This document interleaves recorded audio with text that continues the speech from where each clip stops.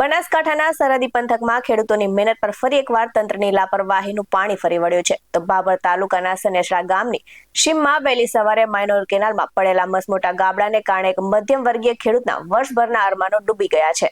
તો લણણીની આશાએ ખેડૂત પોતાના ખેતરમાં લહેરાતા ઘઉંના પાકને નિહાળી રહ્યો હતો, ત્યારે જ કેનાલના ધસમસતા પ્રવાહે ખેતરને તળાવમાં ફેરવી નાખ્યું છે. તો મોંઘા ભાવના બિયારણ, રાત દિવસનો પસીનો અને દેવું કરીને લાવેલું ખાતર, આ બધું જ અત્યારે કાદવ અને પાણીમાં ગરકાવ થયું છે. તો શું આ માત્ર કુદરતી આફત છે કે પછી કેનાલ મેનેજમેન્ટની ઘોર બેદરકારી? જોઈએ આજના અહેવાલમાં.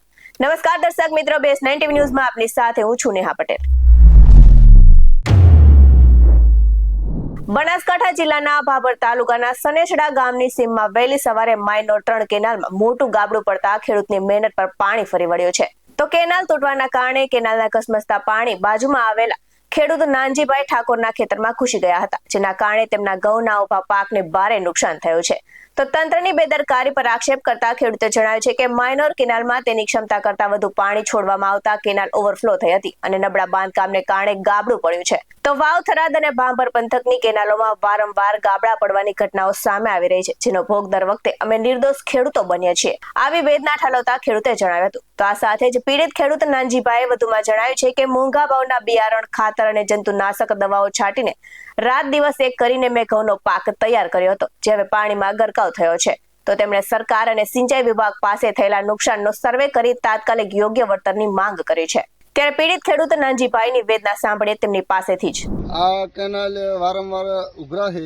અમે રવિવાર વિડીયો બનાવીને મેલ્યા છે. સાહેબોને કોઈ અમને કોઈ દવા પાલતો છે નહીં, બરોબર.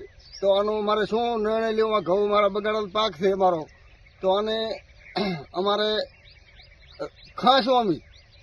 આ ઘઉં તો બગાડ્યા પરા એમ, તો શું કરવા અમે? કોઈ રજૂઆત અમારે હંભળતું થાય ને અમારા ફેરા વારંવાર વિડીયો બનાવી મેલા. કોઈ અમને કોઈ અધિકારી કે કોઈ ખેડૂત કોઈ અમને અમારો કોઈ ભાવ પૂછતું નથી. તો આનો અમારે ઉત્તર ચાંદ કરવો. આવા જ ખેતી વિષયક અહેવાલ સાથે ફરી મળતા રહીશું. તમે અમારી YouTube ચેનલને સબસ્ક્રાઇબ કરવાનું અને અમને Facebook અને Instagram પર ફોલો કરવાનું ભૂલશો નહીં. બાકી નવી અપડેટ્સ મેળવવા માટે આપ જોતા રહો BS9 TV ન્યૂઝ. નમસ્કાર.